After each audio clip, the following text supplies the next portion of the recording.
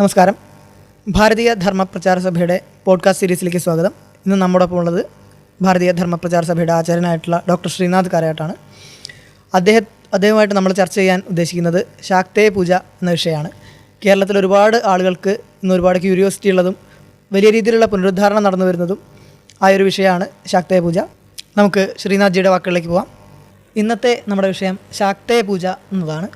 അപ്പോൾ കേരളത്തിലെ ഒരുപാട് ആളുകൾക്ക് വീടുകളിൽ നിന്നും അവരുടെ പാരമ്പര്യ സമ്പ്രദായങ്ങളിൽ നിന്നും പരിചിതമായ ഒരു പദ്ധതിയാണ് ശാക്തേയ പൂജ. അതുപോലെ തന്നെ ആളുകൾ ഇന്ന് നഷ്ടപ്പെട്ടു പോയി എന്ന് വിലപിക്കുന്ന ഒരു പദ്ധതിയും കൂടിയാണ് ശാക്തേയ പൂജ. അപ്പോൾ എന്താണ് ശാക്തേയം എന്നതാണ് ആളുകളുടെ മനസ്സിൽ ആദ്യം വരുന്ന ചോദ്യം. അതിനെപ്പറ്റി പറയാം. സത്യത്തിൽ അബിനോട് ചോദിക്കുകയും ഞാൻ ഉത്തരം പറയുകയും അല്ല, ഇതിൽ നമ്മൾ രണ്ടുപേരും കൂടി പറയാമെന്നുള്ളതാണ്. കാരണം ഈ വിഷയത്തിൽ എനിക്ക് തോന്നുന്നു പല കാര്യത്തിലും ഞാൻ അഭിപ്രായം അബിനോട് ചോദിക്കലുണ്ട്. അപ്പോൾ പല കാര്യത്തിലും അബിക്ക് നല്ല ധാരണ ഉണ്ട്. അപ്പോൾ ഇതൊരു ചർച്ചയായിട്ട് പോകാം. ഞാൻ ഒരു ചോദ്യോത്തരം അല്ലാതെ നമുക്കൊരു വർത്തമാനം പറഞ്ഞു പോകുന്ന രീതിയിൽ കാര്യങ്ങൾ ചെയ്യാം. ശാക്തേയം എന്ന് പറയുമ്പോൾ ശക്തി ആരാധനയെ മുഴുവൻ നമ്മൾ ശാക്തേയം എന്ന് പറയാറുണ്ട്. ശക്തിയെ ഉപാസിക്കുന്ന ഒക്കെ ശാക്തയാണ്. പക്ഷെ പ്രത്യേകിച്ച് കേരളത്തിലെ ആൾക്കാർക്ക് ശാക്തേയം എന്ന് പറയുമ്പോൾ പരിചയമുള്ളത് ഭുവനേശ്വരി ശാക്തയാണ്. കാരണം ഒരു 90% കേരളത്തിലെ വീടുകളിലും മച്ചിൽ ഭഗവതിയായിട്ട് ശക്തിയെ ആരാധിച്ചിരുന്നു. എനിക്ക് തോന്നുന്നു വലിയൊരു ശതമാനം ആൾക്കാർക്ക് പലപ്പോഴും ഇന്ന് നമ്മളെന്തെങ്കിലും പ്രശ്നമൊക്കെ ഉണ്ടാകുന്ന സമയത്ത് ഒരു ജ്യോത്സ്യരെടുത്ത് പോകുമ്പോൾ അദ്ദേഹം പറയുന്നത്, നിങ്ങൾക്കൊരു ശാക്തേയ ആരാധന ഉണ്ടായിരുന്നു, ഒരു ഭുവനേശ്വരി ക്രമം ഉണ്ടായിരുന്നു, അത് ശക്തമായ സമയത്ത് നിങ്ങൾ സമൃദ്ധിയുള്ളവരായിരുന്നു, അത് നഷ്ടപ്പെട്ടതാണ് ഇന്നത്തെ നിങ്ങളുടെ എല്ലാ ദുരിതത്തിനെയും കാരണം, അതിനെ തിരിച്ചു പിടിക്കണം എന്ന് പറയാറുണ്ട്. അങ്ങനെ എല്ലാവരും ഇപ്പോൾ കുറേ വർഷങ്ങളായിട്ട് അല്ലെങ്കിൽ കാലങ്ങളായിട്ട് ശാക്തേയത്തിൻ്റെ പിന്നാലെയാണ്. ശാക്തേയം പഠിക്കുക, ശാക്തേയത്തിനെ കുറിച്ച് മനസ്സിലാക്കുക. നഷ്ടപ്പെട്ടു പോയി പലപ്പോഴും, എന്നാലും പൂർണ്ണമായി നഷ്ടപ്പെട്ടിട്ടില്ല. ഇപ്പോഴൊരു സാധ്യത അവിടെ നിലനിൽക്കുന്നുണ്ട്. നമുക്ക് തിരിച്ചു പിടിക്കാൻ പറ്റുന്ന ഒരു സമയമാണിത്. ഇനി ഒരു തലമുറയും കൂടി കഴിഞ്ഞാൽ പറ്റുമെന്ന് എനിക്കറിയില്ല. ഇപ്പോൾ അത് ഏറ്റവും നല്ല സമയമാണ് നമുക്ക് ആ വേര് കണ്ടുപിടിക്കാനുള്ള സമയം എന്നുള്ള നിലയ്ക്ക്. ഇപ്പോൾ കേരളത്തെ സംബന്ധിച്ച് ശാക്തേയം എന്ന് പറയുന്നത് 90% ഭുവനേശ്വരി ശാക്തയാണ്. ഇപ്പോൾ അതിനല്ലാതെ മലപ്പുറം ഭാഗത്ത് അതുപോലെ ചില വിഭാഗത്തിൽ, ഇപ്പോൾ പണിക്കർ എന്നുള്ള വിഭാഗത്തിലൊക്കെ ബാലാപരമേശ്വരിയുടെ ഒരു ശാക്തേയ പദ്ധതി നമുക്ക് കഴിഞ്ഞ ദിവസം ഒരു അവിക്കറിയാം, ഒരു ഗ്രന്ഥം കിട്ടിയ സമയത്ത് ഒരു വലിയ തറവാടിന്ന് ഒരു ഓല കിട്ടിയപ്പോൾ അതിൻ്റെ അകത്ത് വളരെ മനോഹരമായ ഒരു ബാലാപരമേശ്വരൻ്റെ പദ്ധതി, വളരെ രസകരമായ ചെറിയൊരു പദ്ധതി, നല്ല പദ്ധതി. അങ്ങനെ കേരളത്തിൽ ബാലാപരമേശ്വരിയുടെ ശാക്തയുണ്ട്, ഭുവനേശ്വരി ശാക്തയുണ്ട്, വളരെ ചുരുക്കം ചില സ്ഥലങ്ങളിൽ കാളിയുടെ ശാക്തയവും ശ്രദ്ധയിൽപ്പെട്ടിട്ടുണ്ട്. പക്ഷെ കൂടുതലായിട്ടും ബാലാപരമേശ്വരിയും ഭുവനേശ്വരിയായിട്ടാണ് ശാക്തയുള്ളത്. അതിൽ കൂടുതൽ ഭുവനേശ്വരി ശാക്തയാണത്. അപ്പോൾ ഭുവനേശ്വരി പൂജ ഒരു പീഠത്തിൽ ചെയ്തിരുന്ന, വർഷത്തിൽ ചെയ്തിരുന്ന, ബലിയോടുകൂടി ചെയ്തിരുന്ന, മദ്യവും മാംസമൊക്കെ വെച്ച് ചെയ്തിരുന്ന കൗള പദ്ധതിയിലെ ശാക്തയമാണ് കേരളത്തിലെ ബഹുഭൂരിപക്ഷം ആൾക്കാരിലും അവരെ പാരമ്പര്യത്തിലുള്ളത്. അതുകൊണ്ട് കേരളത്തിലെ ശാക്തയം എന്ന് പറയുമ്പം അത് ഭുവനേശ്വരി ശാക്തയാണ്. കൗള സമ്പ്രദായത്തിലെ ഭുവനേശ്വരി പദ്ധതിയാണ് പറഞ്ഞു വരുന്നത്, അല്ലെങ്കിൽ ബാലാപരമേശ്വരൻ്റെ പദ്ധതി. ഇപ്പോൾ അങ്ങ് കേരളത്തിലെ ശാക്തേയ പദ്ധതി പ്രധാനമായും ഭുവനേശ്വരി എന്നൊരു ദേവതയെ കേന്ദ്രീകരിച്ചുള്ളതാണെന്ന് പറഞ്ഞു. ഭുവനേശ്വരിയെ പോലെ തന്നെ ബാലാപരമേശ്വരിയും ചുരുക്കം ചില സ്ഥലങ്ങളിൽ, ചില ഭാഗങ്ങളിൽ, ഇപ്പോൾ വടകര ഭാഗത്ത് കുറേ സ്ഥലങ്ങളിൽ ബാലാപരമേശ്വരിയാണ്. മലപ്പുറം ജില്ലയിൽ കുറേ സ്ഥലങ്ങളിൽ ബാലാപരമേശ്വരൻ്റെ പദ്ധതി പാരമ്പര്യമായിട്ട് കണ്ടിട്ടുണ്ട്. അതുപോലെ പല സ്ഥലങ്ങളിലും പാരമ്പര്യമായിട്ട് ചില തറവാടുകളിൽ, ചില കുടുംബങ്ങളിൽ, ചില വിഭാഗത്തിൽ, ഇപ്പോൾ കുലാചാരമാണല്ലോ ഇതൊക്കെ. അപ്പോൾ ചില കുലങ്ങളിൽ, ചില പണിക്കർ വിഭാഗത്തിൽ ഒക്കെ ബാലാപരമേശ്വരിയുടെ ശാക്തയാണ് ശ്രദ്ധയിൽപ്പെട്ടിട്ടുള്ളത്. അപ്പോൾ ഭുവനേശ്വരി എന്ന് പറയുമ്പം ഇന്ന് ആളുകൾക്ക് പരിചിതമായ ഒരു വിന്യാസം ദശമഹാവിദ്യ എന്ന് പറയുന്ന കാളി, താര, ഷോഡശി, ഭുവനേശ്വരി അങ്ങനെ തുടങ്ങിയിട്ടുള്ള ദേവതകളാണ്. ഈ പറയുന്ന ഭുവനേശ്വരി തന്നെയാണോ നമ്മൾ കേരളത്തിൽ ശാക്തേയ പൂജയിൽ കൂടെ ആരാധിക്കുന്നത്? എനിക്ക് തോന്നുന്നത് ഭുവനേശ്വരിക്ക് തന്നെ അനേകം സമ്പ്രദായങ്ങളുണ്ട്. ഇപ്പോൾ നമുക്ക് കോമൺ ആയിട്ട് ഒരു ഭുവനേശ്വരി ശാക്തയാണ് എല്ലാ സ്ഥലത്തുനിന്ന് ഉറപ്പിച്ച് പറയാൻ പറ്റില്ല. കാരണം ഓരോ സ്ഥലത്ത് നമ്മൾ ശാക്തയുള്ള സ്ഥലത്ത് പോയി നോക്കുമ്പോഴും അവിടുത്തെ ഓലകളിൽ, അവിടുത്തെ ടെക്സ്റ്റുകളിൽ അവർക്ക് പാരമ്പര്യമായിട്ട് കേട്ട് വരുന്ന മന്ത്രങ്ങളിലൊക്കെ വ്യത്യാസമുണ്ട്. അപ്പോൾ ധ്യാനത്തിൽ തന്നെ പലപ്പോഴും നമുക്ക് വ്യത്യാസം കാണാം. ചില സ്ഥലത്ത് അതൊരു സ്വാതന്ത്ര്യവും കൂടിയാണ്. ചില വലിയ ഉപാസകർക്ക് അവർക്ക് ദേവതയെ അവർ കണ്ട രീതിയിൽ, അവർ ദേവതയെ ഉപാസിച്ചപ്പോൾ അവർ കണ്ടൊരു രൂപമുണ്ട്. ശാബരത്തിൽ ഒരുപാട് ക്രമമുണ്ട്. ശാബരത്തിൽ ദേവതനെ കണ്ടിട്ട് ശാബരത്തിൽ ആ ദേവീൻ്റെ രൂപം എഴുതി വെച്ച ആൾക്കാരുണ്ട്. അങ്ങനെ ഒരു പക്ഷേ ഭുവനേശ്വരിയെ പോലെ ഇത്രയധികം വ്യാപകമായ ഒരു ദേവത ഉണ്ടോ എന്ന് പറയുന്ന സംശയം. നമ്മൾ വിചാരിച്ച കാളിക്കാണ് ഭാരതം മുഴുവൻ അല്ലെങ്കിൽ ഭാരതത്തിന് പുറത്തേക്കും ഒക്കെ ഏറ്റവും കൂടുതൽ വ്യാപ്തിയുള്ളത് എന്നായിരുന്നു. എന്നാൽ അതുപോലെ തന്നെ കേരളത്തിൻ്റെ ഭാരതത്തിൻ്റെ മുക്കിലും മൂലയിലും നമുക്ക് ഭുവനേശ്വരീൻ്റെ ഒരു സാന്നിധ്യം കാണാൻ പറ്റും. അത് പല വിധത്തിലാണ്, പല രൂപത്തിലാണ്, പല ക്രമത്തിലാണ്, അതിലൊക്കെ വ്യത്യാസമുണ്ട്. അതുകൊണ്ട് ഇത് ദശമഹാവിദ്യയിലെ ഭുവനേശ്വരി ആണ് എന്ന് നമുക്ക് ഉറപ്പിച്ച് പറയാൻ പറ്റില്ല. ഒരു പക്ഷേ പിന്നീട് അല്ലെങ്കിൽ ദശമഹാവിദ്യ എന്നൊക്കെ നമ്മൾ പിന്നും സാധാരണക്കാർ അടുത്ത കാലത്താണ് കേൾക്കാൻ തുടങ്ങിയത്. അതിനു മുമ്പേ അവർക്ക് ഭുവനേശ്വരിനെ അറിയാം. ധൂമാവതി എന്നൊക്കെ എനിക്ക് തോന്നുന്നില്ല, ധൂമാവതിയൊന്നും അത്രത്തോളം അത്ര വ്യാപിച്ചിട്ടുള്ള അല്ലെങ്കിൽ അത്രത്തോളം ഉപാസിക്കപ്പെട്ട ദേവതയല്ല. എന്നാലും ഉണ്ട്, നമുക്ക് പറഞ്ഞുകൂടാ. കാരണം നമ്മൾ ഈ ദശമഹാവിദ്യയിലെ 10 ദേവതകൾ അറിയുന്നതിന് മുമ്പേ നമ്മളെ ഇപ്പോൾ കഴിഞ്ഞ ദിവസം മനസ്സിലായത് നമ്മളെ നാട്ടുംപുറത്ത് പല കുടുംബങ്ങളിലും ധൂമാവതി ഉണ്ട്. പല സ്ഥലത്തും ധൂമാവതി എന്ന് അറിയാതെ നമ്മൾക്ക് അറിയില്ല എന്നേ ഉള്ളൂ. ആരും പറയുന്നില്ല, അല്ലെങ്കിൽ ധൂമാവതി ക്ഷേത്രം എന്ന് ആരും കുടുംബക്കാർ ബോർഡ് വെക്കുന്നില്ല എന്നുള്ളതിനെ കൊണ്ട് അതുകൊണ്ട് ധൂമാവതി ഇല്ല എന്ന് പറയാൻ പറ്റില്ല. വളരെ എന്താ പറയുക, വളരെ സാധാരണമായൊരു കുടുംബത്തിൽ പോയ സമയത്ത് അവിടെ ധൂമാവതിയാണ് അവർ ആരാധിക്കുന്നത്. അവരെ കുലദേവത ധൂമാവതിയാണ് അവർ ആരാധിക്കുന്നത് കർമ്മം. അപ്പോൾ അതുകൊണ്ട് ഈ മണ്ണിൽ, ഭാരതത്തിൻ്റെ മണ്ണിൽ അലിഞ്ഞു ചേർന്ന ഒരു സമ്പ്രദായമാണ് അമ്മ ദൈവ ആരാധനകൾ, അതിൽ ശക്ത ആരാധനകൾ. അതുകൊണ്ട് ദശമഹാവിദ്യയിലെ കാളി തന്നെ അല്ല, ഭുവനേശ്വരി തന്നെയാണ് എല്ലാ സ്ഥലത്തുള്ള ഭുവനേശ്വരി എന്ന് പറയാൻ പറ്റില്ല. ഇനി കേരളത്തിൽ തന്നെ പറയുകയാണെങ്കിൽ എല്ലാ കുലത്തിലുള്ള ഒരേ ഭുവനേശ്വരി അല്ല, വ്യത്യാസമുണ്ട്. ധ്യാനത്തിന് പല സ്ഥലത്തും വ്യത്യാസമുണ്ട്. അപ്പം അതിൻ്റെ ഒരു കാരണം ഇന്ന് നമ്മൾ കേരളത്തിൽ കാണുന്ന പല സമ്പ്രദായങ്ങളും പല സ്ഥലത്തുനിന്ന് വന്നുകൂടിയവരാണ്. അവർ വരുന്ന സമയത്ത് അവരുടെ കുലദേവതയെ അവർ കൂടെ കൊണ്ടുവന്നിട്ടുണ്ടാവും. പ്രത്യേകിച്ച് കേരളത്തെക്കുറിച്ച് പറയുമ്പോഴോ ഇവിടെ നായർ എന്ന പറയുന്ന വിഭാഗത്തിന്, ഈഴവർ, ഇവർക്കൊക്കെ ശക്തമായ ശാക്ത പാരമ്പര്യമുണ്ട്. ഒരു പഠനം പറയുന്നത് നേപ്പാൾ വഴി വന്നവരാണ് ഇവിടുത്തെ നായർ എന്ന് പറയുന്ന ഒരു അബിക്ക് അതിനകത്ത് അഭിപ്രായം പറയാം. ഞാൻ എൻ്റെ ഒരു നോളജാണ് ഷെയർ ചെയ്യുന്നത്, ഇതല്ലാതെ ഒരു അഭിപ്രായം അബിക്കുണ്ടെങ്കിൽ പറയാം. നേവർ എന്ന് പറയുന്ന ഒരു വിഭാഗം, അതുപോലെ തന്നെ 2 വിഭാഗമാണ് ഇവിടെ നേപ്പാൾ കൂടുതലായിട്ടുണ്ടായിരുന്നത്. ഒന്ന് നേവർ എന്ന് പറയുന്നതും രണ്ടാമത് ഗേർഖാസ് എന്ന് പറയുന്ന 2 വിഭാഗം. ഇവർ 2 പേരും വീരന്മാരാണ്.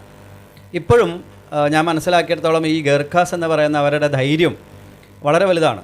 ബ്രിട്ടീഷ് സൈന്യത്തിലൊക്കെ അവർക്ക് പ്രത്യേക പദവിയുണ്ട്. ഇപ്പോൾ ഭാരതത്തിലെ ഇതിൻ്റെ അകത്തും അവർക്ക് നേരത്തെ പ്രത്യേക പദവി ഉണ്ടായിരുന്നു, അവരുടെ ധൈര്യം കൊണ്ട്. ഇപ്പോഴും നമ്മുടെ നാട്ടിൻപുറത്തൊക്കെ നമ്മൾ ഈ ഹൗസിംഗ് കോളനിയിലൊക്കെ ഗൂർഖ എന്ന് നമ്മൾ പറയാറുണ്ട്. മറ്റേ സിനിമയിലൊക്കെ നമ്മൾ മോഹൻലാലിൻ്റെ സിനിമയിലൊക്കെ ഗൂർഖേനെ കണ്ടല്ലോ, മോഹൻലാൽ ഗൂർഖയായിട്ട് പോകുന്നൊരു സിനിമയൊക്കെ ഉണ്ട്. ഗൂർഖാസ് എന്ന് പറഞ്ഞാൽ കത്തി പുറത്തിട്ടാൽ രക്തം കണ്ടിട്ടേ വെക്കുമെന്നൊക്കെ പറയുന്ന ഒരു സാധനം. അതൊക്കെ കോമൺ ആയിട്ട് പറയുന്നതാണ്. പക്ഷെ അവരുടെ ദേവത ശക്തമായിട്ട് ഉപാസിച്ചിരുന്ന ഭുവനേശ്വരിയാണ്. അവർ സൈന്യത്തിലൊക്കെ വളരെ പ്രാഗൽഭ്യമുള്ള ആൾക്കാരാണ്. അപ്പോൾ കേരളത്തിൽ പണ്ടത്തെ കേരളം എന്ന് പറയുന്ന കേരളമല്ല, അവിടെ ഇന്ന് കാണുന്ന കേരളം വരുന്നതിന് മുമ്പ് അനേകം രാജ്യങ്ങളായിരുന്നു. ഇവിടെ തിരുവിതാംകൂർ, അതുപോലെ തന്നെ സാമൂതിരിയൻ രാജവംശം, അതുപോലെ വള്ളുവനാട്, കോട്ടയം അങ്ങനെ അനേകം രാജവംശങ്ങളാണ്. അവരൊക്കെ സേനയ്ക്ക് അല്ലെങ്കിൽ പട്ടാളത്തിലേക്ക് അല്ലെങ്കിൽ സേനയ്ക്കൊക്കെ വേണ്ടിയിട്ട് ആൾക്കാരെ കൊണ്ടുവന്നപ്പോൾ അങ്ങനെ അനാദികാലം മുതലേ നമുക്ക് ഗേർഖാസ് നേവർ എന്ന് പറയുന്ന 2 വിഭാഗം. ആ നേവർ എന്ന് പറയുന്ന വിഭാഗമാണ് പിന്നീട് ഇവിടെ വന്ന് അവർ ഭുവനേശ്വരിയെ കൊണ്ടുവരികയും അതിൻ്റെ ഒരു വ്യാപനമാണ് ഇന്ന് കാണുന്ന നായർ എന്ന് പറയുന്ന ഒരു സമുദായത്തിൻ്റെ ഒരു അഭിപ്രായമാണ്. അതല്ലാതെ ഈ മണ്ണിൽ ഏറ്റവും ആദിമ കാലത്തുണ്ടായിരുന്ന വിഭാഗമാണ് എന്ന് പറയുന്ന പഠനങ്ങളുണ്ട്. അപ്പോൾ ഇതൊന്നും നമുക്ക് ഉറപ്പിക്കാൻ സാധിക്കില്ല. അപ്പോൾ ഞാൻ പറയുന്ന ഭുവനേശ്വരി, നേപ്പാളിലെ ഭുവനേശ്വരിയും ഇവിടുത്തെ ഭുവനേശ്വരി ആയിട്ടുള്ളൊരു സാമ്യം നമുക്ക് കാണാൻ പറ്റും. ഞാനൊരിക്കലും നേപ്പാളിൽ കുറച്ചധികം കാലം നിൽക്കേണ്ടി വന്നിരുന്നു. ഒരു കൈലാസ യാത്രയായിട്ട് ബന്ധപ്പെട്ട് നേപ്പാളിൽ എത്തുകയും അവിടുന്ന് കൈലാസിലേക്ക് പെർമിഷൻ കിട്ടാതെ അതിന് വെയിറ്റ് ചെയ്യുന്ന ഒരു 10-15 ദിവസം, 15-ലധികം ദിവസം നേപ്പാളിൽ. ആ സമയത്ത് ഗുഹ്യകാളി ക്ഷേത്രത്തിനടുത്താണ് താമസിച്ചിരുന്നത്. അപ്പോൾ എല്ലാ ദിവസവും ഗുഹ്യകാളിയിൽ പോകും. ഒരു ദിവസം 1-2 ദിവസം കഴിഞ്ഞ് നമ്മൾ ഗുരുവാതിക പിടിച്ച് ജപിക്കുന്നോ കണ്ടപ്പോൾ നമ്മളൊരു കൗളശാക്ത പാരമ്പര്യമാണെന്ന് മനസ്സിലായപ്പോൾ അവരകത്ത് കയറിയിരിക്കാനും ജപിക്കാനൊക്കെ ഉള്ള സൗകര്യം ചെയ്തു തന്നു. അങ്ങനെ ഒരു ദിവസം അവരെ പൂജ നടക്കുമ്പോൾ എനിക്കൊരു അകത്തിരുന്ന് കാണാനുള്ളൊരു ഭാഗ്യമുണ്ടായി. അവർ എങ്ങനെയാണോ ഭുവനേശ്വരി വരിവസിയൽ ശാക്തയത്തിൽ യന്ത്രപൂജയിൽ പറയുന്ന ക്രമം 4-5 മണിക്കൂർ എടുക്കുന്നൊരു ക്രമമാണ്, ആ കറക്റ്റ് ക്രമമാണ് അവിടെ ചെയ്തത്. അവിടെ നമ്മൾ ആത്മപാത്രത്തിന് അല്ലെങ്കിൽ വിശേഷാർഘ്യത്തിന് എടുക്കുന്ന നമ്മൾ ചിരട്ടയാണ് എടുക്കുന്നത്. അവർ പകരം അവിടെ തലയോട്ടി തന്നെ വെച്ചിട്ടാണ് പണ്ട് മുതലേ ചെയ്തു വരുന്നത്. ആ ക്രമം അതേപോലെ തന്നെ എങ്ങനെയാണോ നമ്മൾ ഭുവനേശ്വരി വരിവസ്യ എന്ന് പറയുന്ന ടെക്സ്റ്റിൽ കാണുന്നത്, അതിൽ വള്ളി പുള്ളി വിടാതെ അതേ രീതിയിലാണ് അവിടെ കാര്യം നടക്കുന്നത്. പലപ്പോഴും കേരളത്തിലെ പല ഭുവനേശ്വരി പദ്ധതിയിലും അതേ ക്രമമാണ്. അപ്പോൾ അവിടെയാണ് കേരളത്തിലെ ഭുവനേശ്വരിൻ്റെ ഒരു വേര് അല്ലെങ്കിൽ ഒരു ഒഴുക്ക് ആ ഭാഗത്തു നിന്ന് വന്നിട്ടുണ്ടോ എന്ന് പറയുന്നത്. അപ്പം നമ്മൾ നേരത്തെ ഒരു അഭിപ്രായം, ഈ കുബ്ജിക ആണ് ഭുവനേശ്വരി എന്ന് പറയുന്ന ഒരു ക്രമമൊക്കെ, അതൊക്കെ പഠന വിഷയമാക്കേണ്ട വിഷയങ്ങളാണ്. എവിടുന്നാണ്, കാരണം ഇത്രത്തോളം ഒരു വേര് ഭാരതത്തിൻ്റെ മുക്കിലും മൂലയിലും ഈ ഭുവനേശ്വരിക്ക് ഉണ്ടാവണമെങ്കിൽ അത് വീരന്മാരാൽ ഉപാസിക്കപ്പെട്ട ദേവതയാണ്. ഒരുപക്ഷെ ശ്രീവിദ്യയ്ക്ക് കിട്ടിയൊരു പാട്രണേജ് ഭുവനേശ്വരിക്ക് കിട്ടിയിട്ടില്ല. കാരണം ശ്രീവിദ്യ രാജാക്കന്മാരാൽ ഉപാസിക്കപ്പെട്ട ദേവതയായതുകൊണ്ട് അവരൊരുപാട് പ്രൊമോട്ട് ചെയ്തിട്ടുണ്ട്. ഒരുപാട് ആൾക്കാർക്ക് അറിയാം അതിനെക്കുറിച്ച്. ഭുവനേശ്വരി അന്നും ഇന്നും ഒരു ഗുപ്തവിദ്യയായിട്ടാണ് നിലനിൽക്കുന്നത്. ഒരു പക്ഷേ അതിൻ്റെ സ്വഭാവമുള്ളതായിരിക്കാം, കൗള പദ്ധതി ആയതുകൊണ്ടായിരിക്കാം, കുലസങ്കേതത്തിൽ കുല നിയമങ്ങളുള്ളതുകൊണ്ടായിരിക്കാം, അല്ലെങ്കിൽ കുലത്തിൽ മാത്രം പറയുന്ന സങ്കേത രഹസ്യങ്ങൾ, സങ്കേത നിയമങ്ങൾ, അകത്ത് കാണുന്നത് പുറത്ത് പറയരുത്, പുറത്തുള്ള കാര്യങ്ങൾ അകത്ത് പറയരുത് എന്നൊക്കെ പറയുന്ന സങ്കേത മര്യാദകൾ, അതെല്ലാ ശാക്ത സങ്കേതങ്ങളിലും ആ മര്യാദ ഉണ്ട്. അതുകൊണ്ടായിരിക്കാം, ഒരു ഗുപ്ത സ്വഭാവം ഉള്ളതുകൊണ്ടായിരിക്കാം ഇത് ചർച്ച ചെയ്യപ്പെടാത്തത്. പക്ഷേ ഭാരതത്തിലെ മണ്ണിൽ അല്ലെങ്കിൽ ഭാരതം അതിൻ്റെ പ്രൗഢിൽ നിലനിന്നിടത്തോളം കാലം എല്ലാ മുക്കിലും മൂലയിലും ശാക്ത ആരാധന ഉണ്ടായിരുന്നു. ആ വീരന്മാരുണ്ടായിരുന്ന കാലത്താണ് നമ്മൾ ഏറ്റവും ശക്തമായത്. എപ്പോഴാണോ ആ വീര്യം കുറഞ്ഞു തുടങ്ങിയത്, അതിനുശേഷമാണ് പല അപജയങ്ങളും ഈ മണ്ണിൽ ഉണ്ടായിട്ടുള്ളതെന്ന് പറയാമോ? അപ്പോൾ അങ്ങ് പറഞ്ഞ ഈ നേവർ പാരമ്പര്യത്തെ പറ്റി പറയുമ്പോൾ തന്നെ തമിഴ്നാട്ടിൽ ഉള്ള സംഘം കൃതികളിൽ ഇവിടെ ആദിമകാലം മുതലേ ഉണ്ടായിരുന്ന നാഗകുല ജനതകളെപ്പറ്റി പറയുന്നുണ്ട്. അതിൽ വില്ലവർ, മറവർ, പരതവർ, എയ്നാർ ഇവരൊക്കെ നാഗന്മാരാണെന്നും ശ്രീലങ്കയിലെ നാഗദ്വീപാണ് അവരുടെ കേന്ദ്രം എന്നൊക്കെ പറയുന്ന. അപ്പം ചരിത്രത്തിന് ഒരുപാട് ഭാഷ്യങ്ങളുണ്ടാവും, ഒരുപാട് ആംഗിളുകളുണ്ടാവും. അപ്പോൾ നമുക്ക് ലഭ്യമായ ആംഗിളുകളിലൂടെയൊക്കെ സമീപിക്കാം എന്നുള്ളതാണ് നമുക്ക് ചെയ്യാൻ പറ്റുക. അതെ, തീർച്ചയായും ഇതിൽ വളരെ ഒരുപാട് പഠനം ആവശ്യമുള്ളൊരു മേഖലയാണത്. വളരെ വ്യാപകമായൊരു പഠനം നമ്മളെ വേരിനെ കുറിച്ച് നമുക്ക് വേണം. കാരണം ഇവിടെ നാഗന്മാരാണെന്ന് പറയുന്ന എല്ലാ സ്ഥലത്തും നാഗാരാധന ഉണ്ട്. അതെ, ഈ മണ്ണിൽ ഏറ്റവും ചേർന്ന് നിൽക്കുന്നത് നാഗാരാധനയാണ്. ഏതൊരു വ്യക്തിനെ എടുക്കുകയാണെങ്കിലും ഏതെങ്കിലും ഒരു സമ്പ്രദായത്തിൽ അവർക്ക് നാഗാരാധന ഉണ്ട്, നാഗാരാധന ചെയ്തിട്ടുണ്ട്. അപ്പം നമ്മൾക്ക് പലപ്പോഴും ഈ മണ്ണിനോടൊപ്പം ഭുവനേശ്വരി സമ്പ്രദായമായിട്ടിപ്പം പല ഭാഗത്തു നിന്ന് വന്നവരാണെങ്കിൽ പോലും അവർ ഇവിടുത്തെ ദേവതനെ ഉപാസിക്കാൻ തുടങ്ങി, ഈ മണ്ണിലെ ദേവതയെ. അങ്ങനെയാണ് പലപ്പോഴും വീടിൻ്റെ അകത്ത് ഭുവനേശ്വരിക്ക് ശാക്തയും പുറത്ത് കാളിക്ക് ഗുരുതിയും. അപ്പം കാളിയും എല്ലാ വീട്ടിലും ഉണ്ട്. ഭുവനേശ്വരി ആരാഴ്ച എല്ലാ സ്ഥലങ്ങളിലും കാളിയുണ്ട്. അത് ഈ മണ്ണിൻ്റെ ദേവതയാണ്. ഭുവനേശ്വരി അവർ കൊണ്ടുവന്ന ദേവതയാണ്. ഇപ്പോൾ നേരത്തെ നമ്മൾ പോഡ്കാസ്റ്റ് തുടങ്ങുന്നതിന് മുമ്പ് സംസാരിച്ചൊരു കാര്യമാണ്. കേരളത്തിൽ ഇപ്പോൾ കോഴിക്കോട് നമുക്ക് ശാക്തയം എന്ന് പറയുമ്പോൾ വളയനാട് കാവാണ് ഓർമ്മ വരിക. അപ്പോൾ വളയനാട് കാവിൽ പൂജ ചെയ്യുന്നത് മൂസദ്മാരാണ്, അല്ലെങ്കിൽ നമ്മൾ പറയുന്ന കാശ്മീര സമ്പ്രദായത്തിലുള്ള. അപ്പോൾ അവരെ ഈ ക്ഷേത്രങ്ങളിലൊക്കെ നമ്മളെ കാളി ക്രമത്തിലാണ്, അല്ലെങ്കിൽ കാലസംകർഷിണിയായിട്ടുള്ള, അല്ലെങ്കിൽ സപ്തമാതൃക്കളും ശിവനുമായിട്ടുള്ള സമ്പ്രദായമാണ്. കാശ്മീർ ശൈവത്തിൻ്റെ പദ്ധതിയാണ്. പക്ഷെ അവർ ഉപാസിക്കുന്നത്, അവർക്ക് ഭുവനേശ്വരി ശാക്തയുണ്ട്. അപ്പം അത് അവർ കൊണ്ടുവന്ന ദേവതയായിരിക്കാം, അവരുടെ കുലദേവതയായിരിക്കാം. അപ്പം എല്ലാവർക്കും അവരുടെ കുലദേവതയും അവർ വന്നിരിക്കുന്ന മണ്ണിലെ ദേവതയെ ആരാധിച്ചിട്ടുണ്ട്. അപ്പോൾ ശാക്തയം ഭുവനേശ്വരി ചെയ്യുന്ന എനിക്കൊരു 10,000-ഓളം കുടുംബങ്ങളെ ഞാൻ പരിചയപ്പെട്ടു, ശാക്തയെ നഷ്ടപ്പെട്ടു പോയവർ. ഏതാണ്ട് ഒരു 10,000-ഓളം കുടുംബങ്ങളിൽ ശാക്തയെ നമ്മൾ പുനഃസ്ഥാപിച്ചിട്ടുണ്ട്. അവർക്ക് ശാക്തയം പഠിപ്പിച്ച് അവർ ചെയ്യാൻ തുടങ്ങിയിട്ടുണ്ട്. 2-3 തലമുറ മുമ്പ് വരെ ഉണ്ടായിരുന്ന 2 തലമുറയായിട്ട് വിട്ടുപോയ ആൾക്കാർ. ആ സമ്പ്രദായത്തിൽപ്പെട്ട ഒരാൾ ആ പൂജ ചെയ്യാൻ തുടങ്ങുന്ന ഡേ 1 മുതൽ കുടുംബത്തിൽ മാറ്റാണ്. 2ാമത്തെ ദിവസം മുതൽ അവിടെ ഐശ്വര്യം വന്ന് തുടങ്ങുന്നുണ്ട്. ആ നഷ്ടപ്പെട്ട ദേവതയെ അമ്മയെ തിരിച്ചു കിട്ടിയപ്പോൾ ആ മാറ്റമുണ്ട്. അപ്പോൾ ആ എല്ലാ സ്ഥലങ്ങളിലും നോക്കുമ്പോൾ ഭുവനേശ്വരി സമ്പ്രദായം അകത്ത് പീഠത്തിൽ വാർഷികമായി ബലിയോടുകൂടി ചെയ്തിട്ടുണ്ട്. ആ സമയത്ത് കാളിക്ക് അവർ ബലി പുറത്ത് ചെയ്തിട്ടുണ്ട്. ആ സമയത്ത് ആ മണ്ണിൻ്റെ ദേവതയായിട്ടുള്ള ഗുളികന് പൂജ ചെയ്തിട്ടുണ്ട്. ഇവിടെ എല്ലാ സ്ഥലത്തും ഒരു വടുകൻ്റെ സാന്നിധ്യം. കാരണം ഭുവനേശ്വരി സമ്പ്രദായത്തിൽ തന്നെ ഒരു വടുകനുണ്ട്. വടുകൻ എല്ലാ ശ്രീവിദ്യയിലാണെങ്കിലും ഭുവനേശ്വരിയിലൊക്കെ വടുകന്, നമ്മളെന്ത് വിളിക്കുന്ന കുട്ടിച്ചാത്തൻ എന്ന് പറയുന്ന സ്വാമിയുടെ ഒരു സാന്നിധ്യം, ഒരു പദ്ധതി എല്ലാ ക്രമത്തിലുണ്ട്. അതുകൊണ്ട് ഇതിനെയൊക്കെ നമ്മൾ ബുദ്ധിപരമായി അവിടുന്ന് വന്നു ഇവിടുന്ന് വന്നു എന്നൊക്കെ പറയുന്നു എന്നല്ലാതെ ഇതൊക്കെ കൂടി എല്ലാ സ്ഥലങ്ങളിലും ഉണ്ടായിരുന്ന ഓരോ ആൾക്കാർ കാലാകാലങ്ങളിൽ അവരെ ദേവതയും കൂടി ചേർത്ത് പദ്ധതിയാക്കിയാണ്. അതുകൊണ്ട് എല്ലാ സ്ഥലത്തുള്ള പദ്ധതിയും യുണീക്കാണ്. അപ്പോൾ നമുക്കത് പറയാൻ സാധിക്കില്ല. അത് ഓരോ ദേശത്തിൻ്റെ എങ്ങനെയാണ് ഈ ഒരു ക്രമം മാത്രമാണ് എല്ലാവരും ചെയ്യേണ്ടത്, അതുകൊണ്ട് ഓരോ എത്ര തലമുറയായിട്ട് കാരണവന്മാർ ഉപാസിച്ച് അവരതിൻ്റെ അകത്ത് ആഡ് ചെയ്തിട്ടുണ്ടാവും. അവരവരുടെ സൗകര്യങ്ങൾ, അവരുടെ ഇഷ്ടാനിഷ്ടങ്ങൾ, അവരുടെ താല്പര്യങ്ങൾ, അവരുടെ ഉപാസനമൂർത്തിനെയൊക്കെ ചേർത്ത് അതുകൊണ്ട് ഓരോ കുലത്തിൻ്റെയും പദ്ധതി വേറെയാണ് ഇവിടെ. ഓരോ കുലത്തിനും സ്വന്തമായി പദ്ധതി ഉണ്ട്. അപ്പോൾ ശ്രീനാഥ്ജി, നമ്മൾ കേരളത്തിൽ, പ്രത്യേകിച്ച് വടക്കൻ കേരളത്തിൽ ഈ പ്രദേശത്തൊക്കെ ശാക്തേയം എന്ന് പറയുമ്പോൾ തന്നെ ആൾക്കാരുടെ മനസ്സിലേക്ക് കടന്നു വരുന്ന ചില ധാരണകളും വിശ്വാസങ്ങളും ഉണ്ട്.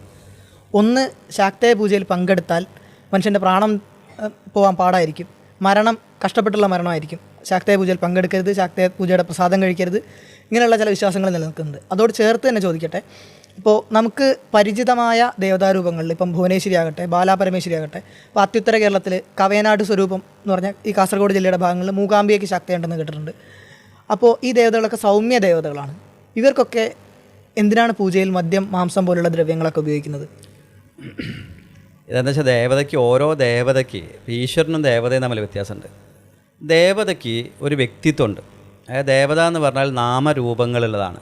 നാമമുണ്ട്, രൂപമുണ്ട്, അതിന് ധ്യാനമുണ്ട്, അതിന് പ്രകൃതമുണ്ട്, അതിൻ്റെ സ്വഭാവമുണ്ട്, അതിന് ഉപാസിച്ചാൽ കിട്ടുന്ന ഗുണമുണ്ട്. ഇപ്പോൾ ഓരോ ദേവതയ്ക്ക് ഓരോ ക്രമം പറഞ്ഞിട്ടുണ്ട്. ആ ദേവതയ്ക്ക് കൊടുക്കേണ്ട നിവേദ്യമാണ് അതിന് കൊടുക്കേണ്ടത്. അതിന് സമ്പ്രദായമുണ്ട്. അപ്പോൾ ആ സമ്പ്രദായത്തിൽപ്പെട്ടപ്പോൾ ഈ സൗമ്യമായിരിക്കുന്ന ദേവതകൾക്ക് മദ്യവും മാംസവും കൊടുക്കേണ്ടെന്ന് പറയുന്നതിൽ അർത്ഥമൊന്നുമില്ല. സൗമ്യം ആർക്കാണ്? ഉപാസകനെ സംബന്ധിച്ച് ദേവത അമ്മയാണ്, സൗമ്യയാണ്. എന്നാൽ ആ ഉപാസകനെ ഉപദ്രവിക്കുന്ന ഒരാളെ സംബന്ധിച്ച് ആ ദേവി സൗമ്യല്ല. ആ ദേവി അത്യുഗ്ര കോപത്തോട്, ഇപ്പം ശാവരത്തിൽ പല മന്ത്രങ്ങൾ പറയുമ്പോൾ ആ സാധകന് ഉണ്ടാവുന്ന ഏതൊരു പ്രയാസത്തെയും നശിപ്പിക്കുന്നവളാണ്. അവിടെ സൗമ്യല്ല, അവൾ ഉഗ്രകാളിയാണ്.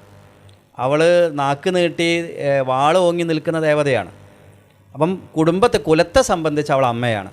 ആ കുലത്തെ നശിപ്പിക്കാനോ ആ ധർമ്മത്തെ നശിപ്പിക്കുന്ന ഏതൊരു വ്യക്തിയെയും സംബന്ധിച്ച് അവൾ സൗമ്യല്ല, അവൾ ഭീകരിയാണ്. അപ്പം അതുകൊണ്ട് അല്ലെങ്കിലും ഈ സൗമ്യ ദേവതകൾ, അല്ലെങ്കിൽ മാംസാഹാരം കഴിക്കുന്ന ആൾക്കാർ സൗമ്യമല്ല, അല്ലെങ്കിൽ മദ്യം ഉപയോഗിക്കുന്ന ആൾക്കാർ സൗമ്യമല്ല എന്നുള്ളതൊക്കെ വളരെ തെറ്റായ ധാരണകളാണ്. അല്ലെങ്കിൽ ഇപ്പം പലപ്പോഴും പറയാറുണ്ട് ഉത്തമം മധ്യമ മതമം, ഞങ്ങളെ ദേവത മധ്യമ ദേവതയാണ്. അതിൽ പറയുന്നത് മദ്യം ഉപയോഗിക്കുന്നതുകൊണ്ട് മധ്യമ ദേവതയാണ്. ഈ പാൽപ്പായസവും ശർക്കര പായസവും കൊടുക്കുന്ന ഉത്തമ ദേവത, ഈ അല്ലാതെ ഈ അധമ ദേവതകൾ എന്നൊക്കെ പറയുന്നത്, ഇതൊരിക്കലും ദേവതയ്ക്ക് ഉപയോഗിക്കുന്ന നിവേദ്യത്തിൻ്റെ അടിസ്ഥാനത്തിലല്ല ഉത്തമാണോ മധ്യമാണോ അധമാണോ തീരുമാനിച്ചത്. നിങ്ങളിനി ആ പൂജയിലെ നിങ്ങളുടെ സങ്കല്പം എന്താണെന്നനുസരിച്ചാണ്. നിങ്ങളൊരു പൂജ ചെയ്യുന്നത് നിങ്ങളെ കുലത്തിനും രാഷ്ട്രത്തിനും ദേശത്തിനും ലോകത്തിനും നന്മ ഉണ്ടാവാനാണെങ്കിൽ അത് ഉത്തമ ക്രമമാണ്. നിങ്ങളൊരു പൂജ ചെയ്യുന്നത് അതിൻ്റെ സങ്കല്പം നിങ്ങളെ കുലത്തിന് മാത്രമാണെങ്കിൽ അത് മധ്യമാണ്. നിങ്ങളൊരു പൂജ ചെയ്യുന്നത് ആരെങ്കിലും ഉപദ്രവിക്കാനാണെങ്കിൽ അത് അധമാണ്. മറ്റാരെങ്കിലും നശിപ്പിക്കാൻ വേണ്ടി ചെയ്യുകയാണെങ്കിൽ. പൂജയിൽ ഉപയോഗിക്കുന്ന നിവേദ്യത്തിൻ്റെ അടിസ്ഥാനത്തിലല്ല ഉത്തമം മധ്യമം അധമം എന്ന് തീരുമാനിച്ചത്. അതിൻ്റെ എന്ത് റിസൾട്ട്, എന്ത് ഉദ്ദേശം വെച്ചാണോ ചെയ്യുന്നത് അതിൻ്റെ അടിസ്ഥാനത്തിലാണ്. അല്ലാണ്ട് നിങ്ങളിപ്പോൾ പാൽപ്പായസം വെച്ചാൽ ഉത്തമാവോ അല്ലെങ്കിൽ മദ്യം മാംസം വെച്ചാൽ മദ്യമാവുമല്ല. കാരണം കൗളനെ സംബന്ധിച്ച്, കൗള സമ്പ്രദായത്തിൽ പൂജ ചെയ്യുന്ന ആളെ സംബന്ധിച്ച് മദ്യവും മാംസവും വെച്ചുള്ള പൂജ ഉത്തമം തന്നെയാണ്. അവന് അവിടെ പാൽപ്പായസോ ശർക്കര പായസോ വെക്കുന്നതാണ് അവൻ അധമം അല്ലെങ്കിൽ മദ്യമാവുന്നത്. അപ്പോൾ ഓരോ ക്രമത്തിലും, ഇപ്പം മലബാരത്തിൽ ഒരുപാട് ക്രമമുണ്ട്. വളരെ ലഘു പദ്ധതിയായിട്ട് നമുക്ക് തോന്നുക, 16 കള്ളി വരച്ചിട്ടൊക്കെ വളരെ പെട്ടെന്ന് ചെയ്ത് അസാധ്യ റിസൾട്ടുള്ള ദേവത വിളിച്ചാൽ വിളിപ്പുറത്താണ്. കാരണം ആ ദേവതേൻ്റെ ക്രമം വറപൊടിയാണ്, അല്ലെങ്കിൽ അവിടെ കൊടുക്കേണ്ടത് കള്ളാണ്, അതിനകത്ത് ഉപയോഗിക്കേണ്ടത് പിന്നെ ധാന്യത്തിൻ്റെ വറപൊടിയാണ് അല്ലെങ്കിൽ തവിടാണ്. ആ 2 പൂജ കൊണ്ട് ചെയ്യുന്ന ആ ദേവത അവൻ എന്തു വേണമെങ്കിലും ചെയ്തു കൊടുക്കും. അത് ഓരോ ദേവതയ്ക്ക് നിശ്ചയിക്കപ്പെട്ടുള്ള ഓരോ ക്രമമുണ്ട്, ഓരോ നിവേദ്യമുണ്ട്. അത് അതിൻ്റെ ഉത്തമം തന്നെയാണ്, അത് തന്നെയാണ് ഉത്തമം. അതിനെ മാറ്റി കൊടുക്കുന്നത് ആണ് അപകടം അതിൻ്റെ അത്. കാരണം നമ്മളിപ്പോൾ വീട്ടിൽ പശുവിനെ പോറ്റാം, നിങ്ങൾക്ക് സിംഹത്തെ പോറ്റാം. പക്ഷേ സിംഹത്തെ പോറ്റിയിട്ട് നിങ്ങൾ പുല്ല് കൊടുക്കരുത്. പശുവിനെ പോറ്റുന്ന ഒരാൾ കോഴിയിറച്ചിയും കൊടുക്കരുത്. ആ ജീവിയുടെ എന്തിനാണോ നിങ്ങൾ ആവശ്യം തരുന്നത്, നിങ്ങൾ പശുവിനെ പോറ്റുന്ന പാലിനാണെങ്കിൽ, സിംഹത്തെ പോറ്റുന്നത് ഒരു വീര്യം ഉണ്ടാവാനാണെങ്കിൽ, നിങ്ങൾ ഏത് ജീവിനെയാണോ പോറ്റുന്നത് അതിന് വിശദமாக, അല്ലെങ്കിൽ ഞാൻ കഴിക്കുന്നത് പിന്നെ പഴമാണ് അതുകൊണ്ട് സിംഹ നീയും പഴം കഴിച്ചോ എന്ന് പറയണ്ടല്ലോ. അല്ലെങ്കിൽ ഞാൻ കഴിക്കുന്ന കോഴിയാണ്, പശു കോഴി ഇറച്ചിനാണെന്ന് പറയാൻ പറ്റില്ല. ഇതേപോലെ ദേവതയ്ക്ക് നിശ്ചയിക്കപ്പെട്ട ഓരോ ദേവതയ്ക്കും ഓരോ ക്രമമുണ്ട്. ആ ക്രമത്തിലുള്ള നിവേദ്യം തന്നെയാണ് ആ ദേവതയ്ക്ക് കൊടുക്കേണ്ടത്. ഇനി അതല്ലാതെ ചെയ്യാം. ഇപ്പം കഴിക്കാത്ത ഒരാൾക്ക്, ഇപ്പം മാംസം കഴിക്കാത്ത ഒരാൾക്ക് ഭുവനേശ്വരനെ പൂജിക്കുന്നതിന് തെറ്റൊന്നുമില്ല. പക്ഷെ ദേവത അവനുമായിട്ട് അത്രയും ആത്മബന്ധം ഉണ്ടാവണം. വ്യക്തിപരമായി നമുക്ക് ഭുവനേശ്വരിയൊക്കെ ഉപാസിക്കാം. പക്ഷേ നിങ്ങളെ കുലത്തിൽ ഭുവനേശ്വരി ഉണ്ടെങ്കിൽ ആ ഭുവനേശ്വരി അനാദി കാലമായി അല്ലെങ്കിൽ അവിടെ പ്രതിഷ്ഠിക്കപ്പെട്ട സമയത്ത് അവിടെ പ്രതിഷ്ഠിച്ച ആൾ ഈ ദേവതയ്ക്ക് മദ്യവും മാംസവും കൊടുത്താണ് ശീലിപ്പിച്ചതെങ്കിൽ ക്രമം എന്നാണെങ്കിൽ നിങ്ങൾക്ക് വ്യക്തിപരമായ സ്വാതന്ത്ര്യം അവിടെ ഉപയോഗിക്കാൻ പറ്റില്ല. കാരണം ആ ദേവതൻ്റെ സ്വഭാവം അനുസരിച്ച് അതിന് കൊടുക്കണം. നേരെ മറിച്ച് നിങ്ങൾ വ്യക്തിപരമായി ഒരു ദേവതനെ ഉപാസിക്കുകയാണെങ്കിൽ നിങ്ങളുമായി താതാത്മ്യം പെട്ടാൽ നിങ്ങളും ദേവത ഒന്നാണ് എന്നുള്ള തോന്നൽ വന്നാൽ ഞാൻ കഴിക്കുന്ന ദേവതയ്ക്ക് കൊടുത്താൽ മതി. അത് ഉപാസകൻ്റെ സ്വാതന്ത്ര്യമാണ്. അത് വ്യക്തിപരമായ സ്വാതന്ത്ര്യമാണ്. കുലദേവതയ്ക്ക് ഞാൻ മാംസം കഴിക്കുന്നതുകൊണ്ട് കുലദേവതയ്ക്ക് കൊടുക്കില്ല എന്ന് പറയരുത്. അങ്ങനെ പറയാൻ ഒരേ ഒരു അധികാരം, ഒറ്റ പ്രാവശ്യം അധികാരമുള്ളൂ. ആ കുലത്തിലുള്ള മുഴുവൻ ആൾക്കാരും മദ്യവും മാംസവും ഇനി ജീവിതത്തിൽ കൈകൊണ്ട് തൊടില്ല എന്ന് തീരുമാനിച്ച് ദേവതൻ്റെ അടുത്ത് അനുവാദം വാങ്ങിയാൽ ദേവത അത് കേൾക്കും. പിന്നെ ദേവത അത് കഴിച്ചോളും.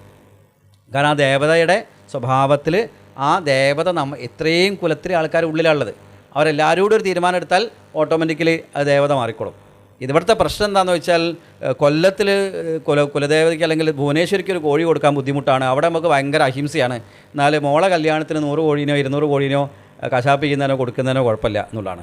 അവൻ ദിവസവും രാവിലെ ഉച്ചയ്ക്കും ചിക്കൻ ബിരിയാണി ആയിരിക്കും കഴിക്കുന്നുണ്ടാവുക. പക്ഷേ കുലദേവതയ്ക്ക് ഒരു കോഴീനെ അറിവ് കൊടുക്കാൻ നമ്മൾ ഭയങ്കര അഹിംസാവാദിയും ഒക്കെ ആയിട്ട് മാറി ഭയങ്കര പ്രശ്നമാണ്. അയ്യോ ജീവനെ കൊല്ലുന്നു എന്നൊക്കെ പറയുന്നതാണ്. അത് 2 നയമാണ്. അപ്പോൾ നിങ്ങൾ പൂർണ്ണമായിട്ടും അല്ലെങ്കിൽ നിങ്ങൾക്ക് അല്ലാതെ ആ ദേവതയ്ക്ക് തന്നെ വേറെ പല സ്വഭാവത്തിൽ പൂജ ഉണ്ട്. ഇപ്പോൾ ഭുവനേശ്വരിക്ക് ശാക്തത്തിലല്ലാതെ ദക്ഷിണത്തിൽ ക്രമമുണ്ട്. ആ ദക്ഷിണാചാരത്തിൽ ഉപയോഗിക്കാം. സമയാചാരത്തിൽ ആരാധന ഉണ്ട്. ദേവതനെ സ്വന്തം ഈ ക്രിയാപദ്ധതി ഒന്നുമില്ലാതെ സ്വന്തം ഉള്ളിലെ ചൈതന്യത്തെ ഉണർത്താനുള്ള സമയാചാരത്തിൽ പദ്ധതികളുണ്ട്. എല്ലാത്തിലും ക്രമമുണ്ട്. അപ്പോൾ നമുക്ക് ചോയ്സ് ഉണ്ട്. വ്യക്തിപരമായി നിങ്ങൾക്ക് ഏത് ദേവതനെ ഉപാസിക്കാനും നിങ്ങളുടെ സ്വഭാവം അനുസരിച്ച് നിങ്ങൾക്ക് ഇഷ്ടമുള്ള ദേവതയെ ഉപാസിക്കാനാണ് അനേകം ദേവതകൾ ഉണ്ടായത്. അതിന് ഇഷ്ടദൈവ ആരാധന എന്നാണ് പറയാം. പക്ഷേ നിങ്ങൾക്കൊരു കുലദേവതയും ഗ്രാമദേവതയുണ്ട്. അതിന് സ്വഭാവമുണ്ട്. ആ സ്വഭാവം അനുസരിച്ച് വേണം ആ ദേവതയ്ക്ക് പൂജ ചെയ്യാൻ വേണ്ടിയിട്ട്. അങ്ങനെ ഈ വിഷയത്തിൽ ഈ നേരത്തെ പറഞ്ഞ വിശ്വാസത്തെ പറ്റി സംസാരിച്ചില്ല. അപ്പോൾ ശാക്തേയ പൂജയുടെ പ്രസാദം കഴിക്കരുത്, മരിക്കാൻ ബുദ്ധിമുട്ടാവുന്നൊക്കെ പറയുന്ന വിശ്വാസങ്ങളൊക്കെ ഇതെങ്ങനെയായിരിക്കും വന്നത്? അല്ല, പലപ്പോഴും ഈ മരണം എന്ന് പറയുന്നത് പല ഓരോ വ്യക്തിയെയും സംബന്ധിച്ച് അവൻ്റെ ജന്മ അല്ലെങ്കിൽ അവൻ്റെ ജീവിതത്തിലുള്ള കർമ്മഫലത്തിനനുസരിച്ച് വരുന്ന കാര്യങ്ങളാണ്. ശാക്തേയത്തിൽ കൂടിയതുകൊണ്ട് ഒരാൾ മരിക്കാതെ കിടക്കും എന്ന് പറയുന്നത് അത്ര കൃത്യമായൊരു സാധനമല്ല. മനുഷ്യന്മാരെ സംബന്ധിച്ച് ശാക്തേയത്ത് കൂടിയിട്ടില്ലെങ്കിലും നിങ്ങൾക്ക് ശക്തമായ ചില അറ്റാച്ച്മെൻറ്റ് നിലനിൽക്കുന്നുണ്ടെങ്കിൽ, ജീവൻ ഇവിടുന്ന് പോകാൻ മടിയുണ്ടെങ്കിൽ, എന്തെങ്കിലും കാരണങ്ങളുണ്ടെങ്കിൽ അങ്ങനെ കിടക്കും. ഇപ്പോൾ ഈ എത്രയോ ആൾക്കാർ കോമയിൽ കിടക്കുന്നുണ്ട്, എത്രയോ ആൾക്കാർ മരിക്കാതെ ബെഡിൽ കിടക്കുന്നുണ്ട്. ഇവരൊന്നും ശാക്തേയത്ത് കൂടിയ ആൾക്കാരല്ലല്ലോ. ഇത് നമ്മൾ റിലേറ്റ് ചെയ്യുന്ന ഒരു സാധനമാണ്. ഇതെന്താ വെച്ചാൽ പലപ്പോഴും ഇതിൽ നിന്നൊക്കെ മനുഷ്യനെ പല രീതിയിൽ പിന്തിരിപ്പിക്കാൻ വേണ്ടിയിട്ട്, എനിക്കറിയുന്ന എത്രയോ ശാക്തേയം ചെയ്തിരുന്ന ആൾക്കാരൊക്കെ നേരിട്ട് നാളെ ഞാൻ മരിക്കുമെന്ന് പറഞ്ഞിട്ട് മരിച്ച ആൾക്കാർ, ആ എണ്ണമാണ് കൂടുതൽ. ശാക്തേയത്തിൽ കൂടിയിട്ട് ശക്തിയിൽ ലയിച്ച, അതായത് മരണം നേരത്തെ അറിയാൻ സാധിച്ച്, കാരണം പണ്ടൊക്കെ ശാക്തേയത്തിലൊരു ക്രമമുണ്ട്. മരിക്കാനാവുന്ന സമയത്ത് അവർക്ക് അറിയാൻ പറ്റും. ആ സമയത്താണ് അവർ ആ ദേവതേൻ്റെ മന്ത്രം അടുത്ത ആൾക്ക് ഉപദേശിച്ചു കൊടുക്കുക. പണ്ട് ഒരു കടുക്കനാണ്, പണ്ടത്തെ ഈ കടുക്കൻ എന്ന് പറയുന്നത് ഒരു ഐഡൻറ്റിഫിക്കേഷനാണ്. എല്ലാവർക്കും എല്ലാ കടുക്കനും ഇടാൻ പറ്റിയിരുന്നില്ല. അപ്പോൾ ചുവന്ന കല്ലുള്ള കടുക്കൻ ഇടുക ഒരു ക്രമമാണ്. അത് പണ്ട് കടുക്കൻ ഇടണമെങ്കിൽ രാജാവിൻ്റെ അടുത്ത് നിന്ന് നീതി അടയ്ക്കുകയൊക്കെ വേണം. അതായത് പോലീസിൽ സ്റ്റാർ കൊടുക്കണ മാതിരിയാണ് ഓരോ ആൾക്കാർക്ക് ഓരോ കടുക്കൻ കൊടുത്തിരുന്നത്. അതെന്ന് വെച്ചാൽ പബ്ലിക് കാണുമ്പോൾ ഇയാളെ സ്റ്റാറ്റസ് മനസ്സിലാവാനാണ്. ഒരു വഴി കൂടി നടന്നുമ്പോൾ ഞാൻ ഇയാൾക്ക് വഴി മാറി കൊടുക്കണോ എന്നറിയാൻ വേണ്ടിയിട്ടാണ്, ഇയാളുടെ ഗ്രേഡ് അറിയാൻ വേണ്ടിയിട്ടാണ്. അപ്പോൾ ഓരോ ആൾക്കാർ, അതുകൊണ്ട് എല്ലാവർക്കും എല്ലാ കടുക്കനോടാൻ പറ്റിയിരുന്നില്ല. അപ്പോൾ അത് രാജാവിൻ്റെ അടുത്ത് നിന്ന് പ്രത്യേകം പെർമിഷനൊക്കെ വാങ്ങിയിട്ടാണ് ആ ഒരൊറ്റ കടുക്കനാണ് ഒരു കുലത്തിനുണ്ടാവുക. അയാളാണ് അതിൻ്റെ കാരണവർ. അയാൾ മരിക്കാനും അയാൾക്ക് അറിയുകയും അയാൾ ഈ കടുക്കന് ഊരി അടുത്ത ആരാണോ കാരണവരാവേണ്ടത് അയാൾക്ക് കൊടുക്കുകയും ചെയ്യും. അതിൻ്റെ കൂടെ മന്ത്രങ്ങളും കൊടുക്കും. അങ്ങനെ ഒരു ക്രമം ഉണ്ടായിരുന്നു ഇവിടെ. മരിക്കുമ്പോൾ തന്നെ മരിക്കുന്നതിന് മുമ്പ് അവർക്ക് അറിയാൻ സാധിച്ചിരുന്നു. ആ പാരമ്പര്യമാണ് ഭാരതത്തിലുള്ളത് അല്ലെങ്കിൽ കേരളത്തിലുള്ളത്. അല്ലാതെ മരിക്കാതെ കിടന്ന പാരമ്പര്യമല്ല. എവിടെയോ 1-2 സ്ഥലത്തൊക്കെ ഉണ്ടാവാം. അതിനെ പ്രധാന കാര്യങ്ങളാക്കി എടുത്തുകൊണ്ടാണ്. അതല്ലാതെ ഗുളികൻ, അതുപോലെ ഭഗവതി, ശാക്തം, ഇതൊക്കെ ദേവതയായിട്ട് വളരെ ബന്ധമുള്ളൊരു കാര്യമാണ്. ചില കാരണങ്ങളെ കൊണ്ട് നമ്മൾക്ക് ചില പ്രതിബന്ധങ്ങൾ അതിൻ്റെ അകത്ത് ഉണ്ടാവാം. അത് ശാക്തേയത്തിൻ്റെ പദ്ധതിയുണ്ട്. ഈ ശാക്തേയത്തെ ഒഴിഞ്ഞു വാങ്ങാനും ഗുളികനെ ഒഴിഞ്ഞു വാങ്ങാനൊക്കെയുള്ള ക്രമങ്ങൾ നാട്ടുമ്പുറത്ത് എല്ലാവർക്കും അറിയായിരുന്നത്. അപ്പോൾ അങ്ങനെ ചെയ്തിരുന്നു അവിടെ. അത് വ്യാപകമായി ശാക്തേയത്ത് കൂടിയോണ്ട് മരിക്കാതിരിക്കുന്നുള്ളൊരു കൺസെപ്റ്റിൽ എടുക്കാൻ പറ്റുന്നതല്ല. ശാക്തേയം കൃത്യമായി ചെയ്തു കഴിഞ്ഞാൽ നിങ്ങൾക്ക് മരിക്കാതെ കിടക്കല്ല, നേരിട്ട് ദേവി കൂട്ടിക്കൊണ്ടും അങ്ങനത്തെ ആൾക്കാരെ ശക്തി അല്ലെങ്കിൽ ദേവിയിൽ ലയിച്ചു എന്ന് നമുക്ക് പറയാൻ പറ്റും. അങ്ങ് നേരത്തെ സൂചിപ്പിച്ചു ഗോർഖ വിഭാഗം നേപ്പാളിലുള്ളവർ അവർ ഭയങ്കര വീരന്മാരാണ്. അതുപോലെ കേരളത്തിലും സൈനിക വൃത്തിയിൽ ഏർപ്പെട്ടിരുന്ന വിഭാഗങ്ങൾ ദേവിയെ വ്യാപകമായിട്ട് ആരാധിച്ചിരുന്നു. അപ്പോൾ ശക്തി എന്ന് പറയുന്ന ഒരു ആത്മചൈതന്യവും ബാഹ്യലോകത്തുള്ള ശക്തിയും എന്ന് വെച്ചാൽ ബാഹ്യലോകത്ത് എങ്ങനെയാണ് അവൻ ഒരു വീരനായിട്ട് സമൂഹത്തിൽ ഇടപെടുന്നത് എന്ന് രണ്ടും തമ്മിൽ ബന്ധപ്പെട്ടിരിക്കുന്നു നമുക്ക് ചരിത്രപരമായിട്ട് കാണാൻ സാധിക്കും. അപ്പോൾ ഈ പൂജ ഈ ഒരു ചരിത്രപരമായ നഷ്ടപ്പെട്ടുകൊണ്ടിരിക്കുന്ന ഒരു സംസ്കൃതിയുടെ തിരിച്ചു കൊണ്ടുവരലാണ്, ഒരു ഹെറിറ്റേജിനെ തിരിച്ചു കൊണ്ടുവരുന്ന പരിപാടിയാണ് ഈ പൂജയെ പുനരുദ്ധരിക്കുന്നത്. അതിലപ്പുറം ചില ആൾക്കാർക്ക് ഉണ്ടാകാനുള്ള സംശയം, എൻ്റെ മക്കൾ അമേരിക്കയിലാണ്, അവർ നല്ല നിലയിലാണ്, ഞാനിപ്പോൾ ശാക്തയൊന്നും ചെയ്യുന്നില്ല, ഞാൻ എന്തിനത് ചെയ്യണം, എന്തിന് ഞാൻ ഈ പൂജ ചെയ്യണം ഇന്നത്തെ കാലത്ത്? പലപ്പോഴും അങ്ങനെ പലരും പറയാറുണ്ട്, ഞാൻ വളരെ സന്തോഷത്തിൽ ജീവിക്കുന്നുണ്ട്, ഞാനതൊക്കെ ചെയ്യേണ്ട കാര്യമുണ്ടോ? ഞാൻ പറയുന്നത്, നിങ്ങൾ നേരത്തെ സമ്പാദിച്ച് വെച്ച ബാലൻസ് കൊണ്ടാണ് ഇപ്പോൾ ജീവിക്കുന്നത്. ഇപ്പോൾ നിങ്ങൾ സമ്പാദിച്ച അടുത്ത തലമുറയ്ക്ക് ജീവിക്കാം. നമ്മൾ ഇന്ന് അനുഭവിക്കുന്ന പല പ്രിവിലേജും നമ്മളെ പൂർവികർ ചെയ്ത പുണ്യം കൊണ്ടാണ്, അവർ ചെയ്ത തപസ്സിൻ്റെ പുണ്യമാണ് നമ്മൾ അനുഭവിക്കുന്നത്. അപ്പോൾ നമ്മളെ അടുത്ത തലമുറ അത് സ്വീകരിക്കണമെങ്കിൽ അവർക്ക് ആ സന്തോഷം വേണമെങ്കിൽ നമ്മൾ ചെയ്തു വെക്കണം. അല്ലാതെ ഞാൻ ഹാപ്പിയാണ് അതുകൊണ്ട് ഞാനത് ചെയ്യേണ്ടതില്ല എന്നുള്ളതല്ല. അപ്പം നമ്മൾക്ക് നമ്മളെ അടുത്ത തലമുറയ്ക്ക് കൊടുക്കാൻ പറ്റുന്നൊരു കാര്യം, നമ്മൾക്ക് എന്തൊക്കെയാണ് കിട്ടിയത്, കാരണം നമ്മളെത്ര പുണ്യം ചെയ്തവരാണ്. കാരണം നമ്മളെ പരമ്പരയിൽ ഒരു ദേവത ഉണ്ട്, നമുക്ക് സ്വന്തമായിട്ടൊരു കുലദേവത ഉണ്ട്. അതിനെ അടുത്ത തലമുറയ്ക്ക് കൈമാറ്റം ചെയ്യണം എന്നുള്ളത് ധാർമ്മികമായി നമ്മൾ ചെയ്യേണ്ടതാണ്. പിന്നെ ഈ വീരനാവുക എന്ന് പറഞ്ഞാൽ അയാൾ ഭീകരവാദി ആവുക എന്നല്ല മനസ്സിലാക്കേണ്ടത്. വീരൻ എന്ന് പറഞ്ഞാൽ ഒരു അക്രമകാരിയോ തീവ്രവാദിയോ യുദ്ധം ചെയ്യാൻ പോണ ആളോ അല്ല. ജീവിതത്തിൽ നല്ല തീരുമാനങ്ങൾ എടുക്കാൻ പറ്റുക, ഏറ്റവും സന്തോഷത്തോടു കൂടി ജീവിക്കുക, കൃത്യമായി ധീരമായി ജീവിക്കുക, ഇതൊക്കെ വീരന് പറഞ്ഞാണ്. വീരൻ എന്ന് പറഞ്ഞാൽ മറ്റ് ഇങ്ങനെ ഈ വീരത്വം കാണിച്ച് നടക്കുന്ന കീലേരി അച്ഛൻ്റെ മാതിരി നടക്കുന്ന ആളല്ല. അവൻ വളരെ സന്തോഷവാനാണ്. ആർക്കും അവനെ അടിമപ്പെടുത്താൻ പറ്റില്ല. എന്തും ചെയ്യുന്നവൻ വീരനല്ല, എന്തും ചെയ്യുന്നവൻ നീചനാണ്.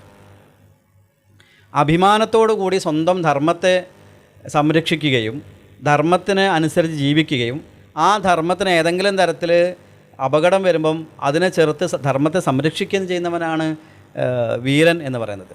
അല്ലാണ്ട് വീരൻ എന്ന് പറയുമ്പോൾ കൊമ്പമീശയൊക്കെ ആയിട്ട് മറ്റേ കയറയിൽ കത്തിയൊക്കെ വെച്ച് നടക്കുന്ന ആൾ എന്ന് വിചാരിക്കരുത്. അയാൾ സൗമ്യനാണ്, ഏറ്റവും സന്തോഷവാനായ ആനന്ദത്തിൽ ജീവിക്കുന്ന ആളാണ്. എന്നാൽ ഒരാൾക്കും അയാളെ മാനസികമായോ ശാരീരികമായോ അടിമപ്പെടുത്താൻ സാധിക്കില്ല എന്നുള്ളതാണ്. അത് ഈശ്വരീയമായ ചൈതന്യം വർദ്ധിക്കുമ്പോണ്ടാകുന്നൊരു കാര്യമാണ്. അപ്പോൾ നമ്മളെ ഉള്ളിലെ ദേവത അല്ലെങ്കിൽ ചൈതന്യം വർദ്ധിക്കുമ്പോഴാണ് നമുക്ക് സമൃദ്ധി ഉണ്ടാവുന്നത്, നമുക്ക് ആരോഗ്യം ഉണ്ടാവുന്നത്, ഐശ്വര്യം ഉണ്ടാവുന്നത്. നമ്മളെ ഉള്ളിലെ ചൈതന്യം കുറയുമ്പോഴാണ് നമ്മൾക്ക് ദാരിദ്ര്യം ഉണ്ടാവുന്നത്, പ്രശ്നങ്ങൾ ഉണ്ടാവുന്നത്. അപ്പോൾ നമ്മളെ ഉള്ളിലെ ചൈതന്യത്തെ വർദ്ധിപ്പിക്കാൻ നമ്മൾ സാധന ചെയ്യണം, വ്യക്തിപരമായി സാധന ചെയ്യണം. പക്ഷേ പണ്ട് നമ്മളെ കാരണന്മാരെന്ത് ചെയ്തു? ഒരു ദേവതയെ അവിടെ പ്രതിഷ്ഠിച്ചു. ആ ശാക്തയെ ഭഗവതി അല്ലെങ്കിൽ ദേവതയെ കുലദേവതയെ സ്ഥാപിച്ചത് അയാൾ വേറെ ഏതോ ആകാശത്തിൻ്റെ മേഘത്തിൻ്റെ അപ്പുറത്ത് ഒളിച്ചിരിക്കുന്ന ദേവതയല്ല. സ്വന്തം തപസ് ചെയ്ത് സ്വന്തം ജീവനെടുത്ത് പുറത്ത് വെച്ചിട്ട് ഒരു പീഠത്തിലിരുത്തിയിട്ട് ആ ദേവതയോട് പറയാണ്, മലകളും കാടുകളും പുഴകളും ഉള്ളിടത്തോളം കാലം, സൂര്യൻ ഉദിക്കുകയും അസ്തമിക്കുകയും ചെയ്യുന്നിടത്തോളം കാലം ഈ ദേവത എൻ്റെ കുലത്തെ പാലിക്കണം, എൻ്റെ കുലമുള്ളിടത്തോളം കാലം ഈ കുലത്തെ സംരക്ഷിക്കണം എന്ന് പറയുന്ന ദേവതയെ എത്തുന്നത്. ആ ദേവതയെ സംരക്ഷിക്കാനുള്ള ചുമതല ആ തലമുറപ്പെട്ട ആൾക്കാർക്കുണ്ട്. ഈ കാടും മലയും ഇപ്പോൾ എല്ലാം വിചാരിക്കുക, അതൊക്കെ JCB കൊണ്ടുപോയി വിചാരിക്കുക. പക്ഷേ സൂര്യൻ ഉദിക്കുകയും അസ്തമിക്കുകയും ചെയ്യുന്നുണ്ടല്ലോ, പുഴകൾ കുറച്ചെങ്കിലും ബാക്കിയുണ്ടല്ലോ, മലകളും കുറച്ച് ബാക്കിയുണ്ടല്ലോ. അപ്പോൾ ഇതൊക്കെ ഉള്ളിടത്തോളം കാലം ഈ ദേവത അവിടെ ഉണ്ടാവും. അയാൾ സ്വന്തം ജീവനെടുത്ത് പുറത്ത് വെച്ച് പ്രതിഷ്ഠിച്ച ദേവതയാണ്. അപ്പോൾ ദേവതയും ഗുരു ഒന്ന് തന്നെയാണ്. ശാക്തേയത്തിൽ നമുക്കറിയാം ഗുരുപാത്രം എന്ന് പറഞ്ഞൊരു പാത്രമുണ്ട്. ഗുരുകാരണന്മാർക്കൊക്കെ അവിടെ പൂജിക്കും, കാരണന്മാർ വളരെ പ്രധാനപ്പെട്ടതാണ്. എന്നാൽ ഗുരുനാഥനും ദേവതയും ഗുരുവും ദേവതയും ഒന്ന് തന്നെയാണ്. ഞാൻ എന്ന് പറയണ ആരാ? ഞാൻ ജനിക്കുന്നതിന് തൊട്ട് മുമ്പ് അമ്മേൻ്റെ വയറ്റിലുള്ളത്, അതിനു മുമ്പ് ഞാൻ അച്ഛനിലുള്ളത്, അതിനു മുമ്പോ അച്ഛൻ്റെ അമ്മേൻ്റെ വയറ്റിലുള്ളത്, അതിനു മുമ്പ് അച്ഛൻ്റെ ഉള്ളിലുള്ളത്. അങ്ങനെ പോവുകയാണെങ്കിൽ ഈ കാരണവർ ഈ ദേവതയെ പ്രതിഷ്ഠിക്കുമ്പോൾ ഞാനവിടെ ഉണ്ട്. ആ കാരണവരുടെ ഉള്ളിലില്ലേ? ഞാൻ തന്നെയല്ലേ അത് പ്രതിഷ്ഠിച്ച്. അതെ. അപ്പോൾ ദേവതയും കാരണവരും ഒന്നാണെങ്കിൽ, ഞാനും മുത്തശ്ശനും ഒന്നാണെങ്കിൽ ഞാനും ദേവത ഒന്നല്ലേ? അതെ. അപ്പം ഞാനും ദേവത ഒന്ന് തന്നെയാണ്. ആ ദേവതയാണ് വർദ്ധ. അപ്പോൾ കുലത്തിലെ ഏതെങ്കിലും ഒരാൾ ഈ കുലദേവതേൻ്റെ പൂജ ചെയ്ത് ചൈതന്യം വർദ്ധിക്കുമ്പം ആ കുലത്തിലെ മുഴുവൻ ആൾക്കാരുടെ ഉള്ളിലെ ചൈതന്യം വർദ്ധിക്കും. അപ്പോൾ എല്ലാവർക്കും സമൃദ്ധി ഉണ്ടാവും. ആ കുലദേവത നഷ്ടപ്പെട്ടു പോയാൽ, ആചരിക്കപ്പെടുന്നില്ലെങ്കിൽ ആ കുലവുമായി ബന്ധപ്പെട്ട എല്ലാവരുടെ ഉള്ളിലെ ചൈതന്യം ക്ഷയിക്കും. ചൈതന്യക്ഷയം വന്നാൽ രോഗം ഉണ്ടാവും, ചൈതന്യക്ഷയം വന്നാൽ ദാരിദ്ര്യം ഉണ്ടാവും. ചൈതന്യക്ഷയം വരുമ്പോഴാണ് ജീവിതത്തിൽ പ്രശ്നങ്ങൾ ഉണ്ടാകുന്നത്. ചൈതന്യമാണ് ചൈതന്യം വർദ്ധിക്കുമ്പം നമ്മൾക്ക് സമൃദ്ധി അനുഭവിക്കാൻ പറ്റും. പണ്ടത്തെ ഗുണം എന്താ? ഒരാൾ ആ ദേവതേൻ്റെ കാര്യങ്ങൾ നോക്കിയിരുന്നെങ്കിൽ ആ കുലത്തിലെ മുഴുവൻ ആൾക്കാരും സമൃദ്ധിയിലുണ്ടാവുമായിരുന്നു. ആ കുലദേവത നശിച്ചപ്പോൾ ഇപ്പോൾ ആരും നോക്കാനില്ല, കുലത്തിലെ മുഴുവൻ ആൾക്കാർക്കും പ്രശ്നമാണ്. പണ്ട് കുടുംബത്തിൽ 10-12 മക്കളുണ്ടാവും. അപ്പോൾ ആരെങ്കിലും ഒരാൾ ആ ദേവതേൻ്റെ കാര്യങ്ങൾ നോക്കാനുണ്ടാവും. ഇന്നിപ്പോൾ ആകെ 1-2 കുട്ടികളൊക്കെയാണ്. ആ കുട്ടി ജനിക്കുന്നതിന് മുമ്പേ തീരുമാനിക്കും മൂത്തവനെ ഡോക്ടറാക്കാൻ, രണ്ടാമത്തോളം എഞ്ചിനീയർ ആക്കാമെന്ന്. പിന്നെ കുലദേവതേൻ്റെ കാര്യം നോക്കാൻ ആളില്ല. അങ്ങനെ ആ ദേവതേനെ നോക്കാൻ ആളില്ലാതെ പിന്നീട് തറവാട്ടിനകത്തുള്ള ദേവതയെ എല്ലാവരും പുതിയ വീട് വെച്ച് പോകും. ഈ വീട് വെക്കാനുള്ള സമ്പത്തൊക്കെ ദേവതാരാധന കൂടി കിട്ടിയതാണ്. നമ്മളെ കാരണവന്മാർ ഇപ്പോഴും, ഞാൻ എപ്പോഴും പറയുന്നൊരു കാര്യമുണ്ട്, വിദേശത്തു നിന്നൊക്കെ ആൾക്കാർ വന്നിട്ട് വീട്ടിലേക്ക് പോണ സമയത്ത് കൂടുതലുള്ള ആൾക്കാരോട് പറയുന്നൊരു വീമ്പുണ്ട്. എന്താ പറയുക, ഈ കാണുന്ന തൊടി മുഴുവൻ ഞങ്ങളേതായിരുന്നു, ഈ പറമ്പ് മുഴുവൻ ഞങ്ങളേതായിരുന്നു, ഈ വയൽ മുഴുവൻ ഞങ്ങളേതായിരുന്നു. ഇപ്പം 3 സെൻറ്റ് വീടും സ്ഥലവും ഒരു ഫ്ലാറ്റും. ആ സമൃദ്ധി ഉണ്ടായത് എങ്ങനെയാണ്? മുത്തശ്ശന്മാർ, കാരണന്മാർ ചെയ്ത തപസ്സായിരുന്നു. അത്രയും റിച്ചായിരുന്നു നമ്മളെ മുത്തശ്ശന്മാർ. ഉപാസനയിലൂടെ അവർ റിച്ചായതാണ്. അവിടെ ഈ തറവാട് മാറി എല്ലാവരും വേറെ വീട് വെച്ചപ്പോൾ തറവാട് പൊളിക്കണം. അപ്പോൾ ദേവീനെ എന്ത് ചെയ്യും, ഒരു ബാധ്യതയായി ദേവി. പലപ്പോഴും പല ആൾക്കാരും പറയും ഏതെങ്കിലും ക്ഷേത്രത്തിൽ കൊണ്ടുപോയി ഈ അച്ഛനെയും അമ്മേനൊക്കെ ഇവിടെ ആക്കുന്ന മാതിരി, വൃദ്ധസ്ഥാനത്തിലാക്കുന്ന മാതിരി ഏതെങ്കിലും അമ്പലത്തിൽ കൊണ്ടുപോയി ലയിപ്പിച്ചാൽ മതി. ഒരു ബാധ്യത പോലെ തോന്നി. ആ ദേവതയാണിത് മുഴുവൻ കൊടുത്തത്. ആ കൊടുത്ത ദേവതേനെ കുറിച്ചാണ് പറയുന്നത്. അത് മാറി പിന്നീട് ചില കുടുംബങ്ങളൊക്കെ വിചാരിച്ച് വേണ്ട, കോമൺ ആയിട്ട് എല്ലാവർക്കും കൂടി ആരാധിക്കാൻ വേണ്ടി പുറത്തൊരു മണ്ഡപം ഉണ്ടാക്കിയൊരു, ആ മണ്ഡപം ഉണ്ടാക്കാൻ വേണ്ടി പ്രശ്നം വയ്ക്കുകയും അവിടെ പിന്നീട് ദക്ഷിണാചാരത്തിലേക്ക് ആ ദേവതനെ കൊണ്ടുവരാൻ അതിൽ പിന്നെ ആചാര്യന്മാർ വരികയും അവർ ദേവതനെ അവിടെ പ്രതിഷ്ഠിച്ച് അമ്പലമായി പ്രതിഷ്ഠിക്കുകയും നമ്മളെ കുടുംബത്തിൽ ചോറും പയറും പപ്പടവും തിന്നിരുന്ന, പൊലെ ആചരിച്ചിരുന്ന, വർത്തമാനം പറഞ്ഞിരുന്ന, ഒരു തരത്തിലുള്ള വ്യത്യാസവുമില്ലാതെ കുടുംബത്തിലൊരാളായിട്ട് ജീവിച്ചിരുന്ന ദേവതയാണ് ആ കുലദേവത. ആ ദേവതയ്ക്ക് വേറൊരു ആലയം ഉണ്ടായി. അവിടെ പൂജിക്കാൻ വേറെ ആൾക്കാർ വന്നു. നമ്മൾക്ക് മാസത്തിലോ കൊല്ലത്തിലോ ഒക്കെ ദൂരത്തുനിന്ന് പ്രാർത്ഥിക്കാൻ മാത്രവും കർപ്പൂരാരതി എടുക്കാൻ മാത്രമുള്ള യോഗയായി. അപ്പോൾ നമ്മളെ അമ്മ നമ്മളിൽ നിന്ന് എത്രയോ ദൂരെയായിപ്പോയി. അമ്മയിൽ നിന്ന് നമ്മൾ ഒരുപാട് ദൂരെയായിപ്പോയി. അങ്ങനെയാണ് ഈ ശാക്തേയക്രമം കേരളത്തിലുള്ളതൊക്കെ പോയത്. അങ്ങനെ അതിനൊരു പ്രധാന കാരണം കുട്ടികളുടെ എണ്ണം കുറഞ്ഞു എന്നുള്ളതാണ്. പിന്നെ ആ പാരമ്പര്യം കൊണ്ടുവരാൻ പറ്റിയില്ല എന്നുള്ളതാണ്. ഇന്നിപ്പോൾ നാട്ടുകാർ തെക്കും വടക്കും ഓടുകയാണ്, ഞങ്ങളെ അമ്മയോടെ, ഞങ്ങളെ അമ്മയോടെ, ഞങ്ങളെ അമ്മയോടെ, ഞങ്ങളെ ക്രമം എവിടെ. ആ ക്രമം വരാത്തതിന് കാരണം നമ്മളൊക്കെ തന്നെയാണ്. അത് തിരിച്ചു പിടിക്കുക എന്നുള്ളത് തന്നെയാണ്. ഇനി അടുത്ത തലമുറയ്ക്ക് ഗതികേടില്ലാതിരിക്കാൻ വേണ്ടിയിട്ട് നമ്മൾ ഈ ക്രമം അന്വേഷിച്ച് കണ്ടുപിടിച്ച് ഒരു പദ്ധതിയാക്കി ചെയ്യണം. അത് ചെയ്ത് അവരെ കാണിക്കണം, അവർക്ക് കൈമാറണത്.